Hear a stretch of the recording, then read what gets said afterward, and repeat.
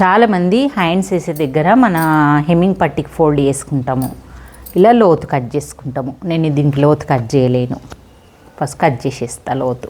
లోతు కట్ చేసేటప్పుడు చిన్న టిప్ చెప్పినా మీకు, చూడని వాళ్ళు ఉంటే చూడండి. ఇప్పుడు మనం ఈ హ్యాండ్స్ ఫోల్డింగ్ చేసుకునే మడత కచ్చిక పెట్టుకున్నాను నేను చాలా ఈజీగా. ఈ కచ్చిక పెట్టుకోవడం వల్ల మంచిగా కరెక్ట్ వస్తుంది అన్నట్టు, ఒక చేతి ఎక్కువ తక్కువ కూడా రాకుండా ఫోల్డింగ్ చేసుకోవచ్చు. నెక్స్ట్ వచ్చేసి మనం లోతు కట్ చేద్దాం. ఈ లోతు కట్ చేసుకునేటప్పుడు ఇలాగే పెట్టేసి, ఈ కచ్చుకుంది కదా, ఈ కచ్చికకు కొంచెం లోపలికని పెట్టి ఫస్ట్ ఈ రెండు కచ్చికలకు మధ్యలో మిడిల్లో 1/2 ఇంచు లోపలికి పెట్టుకోండి. మేము 1/2 ఇంచు మనం లోతు తీస్తాం కాబట్టి 1/2 ఇంచు లోపలికి పెట్టి ఇలా మార్క్ చేసుకోండి. మార్క్ చేసుకొని ఇగో ఇలా సర్దుకోండి. ఈ 1/2 ఇంచుకు ఈ పైన క్లాత్ టచ్ కావాలన్నట్టు. మళ్ళీ కిందికి సమానం ఉండాలి, పైకి సమానం ఉండాలి. ఇక్కడ చేతి పట్టుకోవాలి.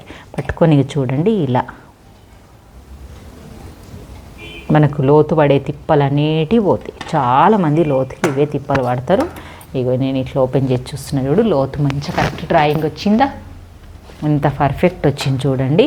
పర్ఫెక్ట్ వచ్చేస్తుంది. ఇలా కట్ చేసేసుకొని ఇలా టక్ పెట్టేసుకోండి. ఇలా షేప్ అనేది మన ఎస్ ఆకారంలో ఎంత బాగా వస్తుందో మీకు.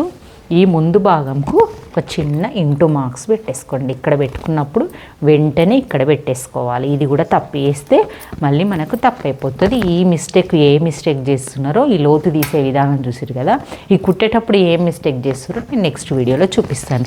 అస్సలు మిస్ అవ్వద్దండి. మరి ఈ వీడియో కూడా ఒక లైక్ ఇచ్చేయండి, కామెంట్ ఇచ్చేయండి.